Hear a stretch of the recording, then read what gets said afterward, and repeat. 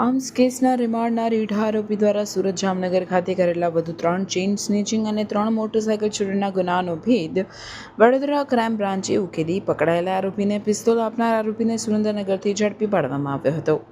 વડોદરા શહેર ક્રાઇમ બ્રાન્ચની ટીમ દ્વારા એક હેઠળના ગુનાની તપાસ કરવામાં આવી રહી હોય આરોપી અજય પરસુંડાના નામદાર કોર્ટથી 3 દિવસના પોલીસ કસ્ટડીના રિમાન્ડ મેળવવામાં આવ્યા હતા.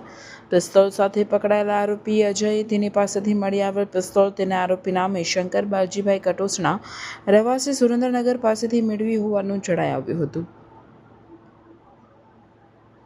જે માહિતીના આધારે ક્રાઇમ બ્રાન્ચની ટીમે સુરેન્દ્રનગર ખાતે પહોંચી આરોપીને પિસ્તોલ આપનાર શંકર કટોસણાની ધરપકડ કરી હતી. જ્યારે તેની તપાસ દરમિયાન વડોદરા શહેરમાં મોટરસાયકલની ચોરી કરી માંજલપુર અને સમતા ખાતે ચેન્નઈ સ્નેચિંગના ગુનાઓ આચર્યા હોવાનું જાણવા મળ્યું હતું. જેથી આરોપીને કોર્ટમાં રજૂ કરી કોર્ટમાંથી તેના 3 દિવસના પોલીસ કસ્ટડીના રિમાન્ડ મેળવવામાં આવ્યા હતા.